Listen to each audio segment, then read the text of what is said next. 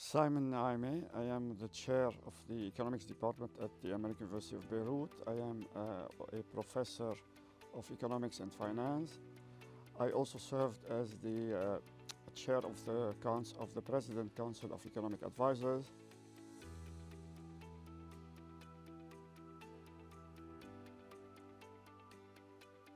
Well, unfortunately, I think is very low, and this is due not only to current factors, but also factors that comes from basically the colonial rule. So we have ongoing conflicts, wars, political instability, social problems, and so on. So all of these have contributed to really decimating trust in the region. And what needs to be done now is to re-establish trust through institutional reforms, social reforms, economic reforms, have a social contract in place.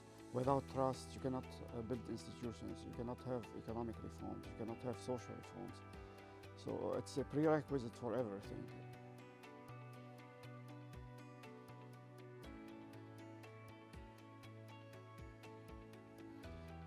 Trust is very important. I mean, without it, you cannot move forward. How can you have elections? How can you have everybody participate in a political process if citizens do not trust the government?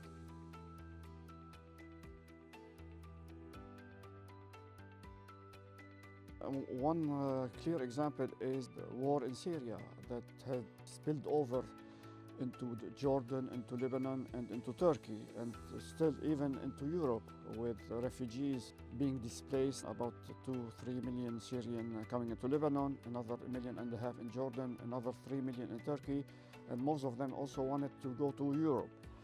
So these types of conflicts have really significant spillover effects and can not only be destabilizing for the neighbors, but also could be destabilizing for the whole region as well.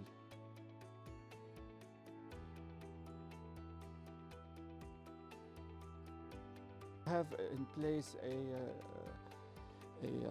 social contract that is fair, that is inclusive. You need also to let people participate in elections. You need to include people. Decentralization is also something that would add to that and bring in citizens into the policy-making processes. Also on the economic level, give cash transfers to the poor, move subsidies from oil into food baskets, healthcare, measures that could sound easy to implement but could really bring in lots of benefits to the populations and improve trust quickly and in the short run.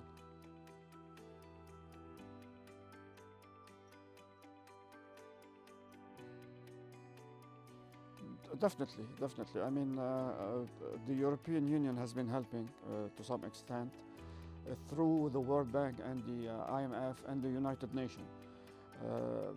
Those international institutions have helped in advancing cash to avoid and evade financial crisis, banking crisis.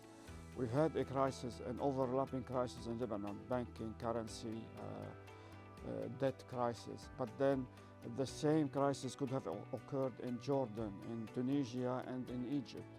But those international organizations stepped in and helped in preventing those crises from unfolding.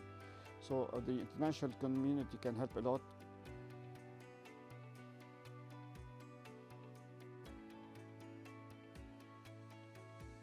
I would say that, the fact that we're moving from a globalized world back to autarky, with those tariffs being levied left and right.